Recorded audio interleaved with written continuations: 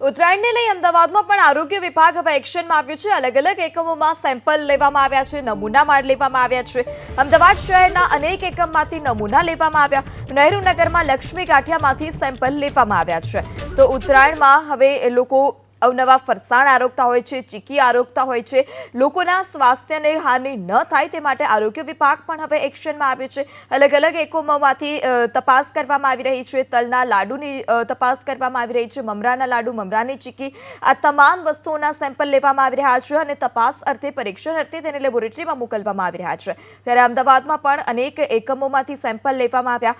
નહેરુનગર સ્થિત લક્ષ્મી ગાંઠિયામાંથી પણ સેમ્પલ તપાસ અર્થે લેબમાં મોકલવામાં આવ્યા છે। बात करें तो उत्तरायण ने लेवी हाईकोर्टનો મહત્વનો હુકમ છે। કાચ પાયેલી દોરીના ઉપયોગ પર પ્રતિબંધ મૂકવામાં આવ્યો। ચાઇનીઝ દોરી, નાયલોન દોરીનો પણ નહીં ઉપયોગ કરી શકાય। રાજ્ય સરકારે હાઈકોર્ટના હુકમના પાલનની પ્રતિબદ્ધતા દર્શાવી। રાજ્ય સરકારે 13 જાન્યુઆરી સુધીમાં પગલાં લેવાની કોર્ટમાં ખાતરી પણ આપી છે। તો ઉત્તરાયણને હવે ગણતરીના જ દિવસો બાકી છે, ત્યારે હવે પતંગ બજારમાં પણ હવે લોકો ફિરકી અને પતંગની ખરીદી કરતા જોવા મળી રહ્યા છે। ત્યારે હવે ઉત્તરાયણને લઈ હાઈકોર્ટનો મહત્વનો હુકમ છે। કાચ દોરીના ઉપયોગ પર પ્રતિબંધ ફરમાવવામાં આવ્યો। આ સાથે જ ચાઇનીઝ દોરી અને નાયલોન દોરીનો પણ ઉપયોગ નહીં કરી શકાય। રાજ્ય સરકારે કોર્ટના હુકમના પાલનની પ્રતિબદ્ધતા દર્શાવી છે। રાજ્ય સરકારે 13 જાન્યુઆરી સુધીમાં પગલાં લેવાની કોર્ટમાં ખાતરી આપી।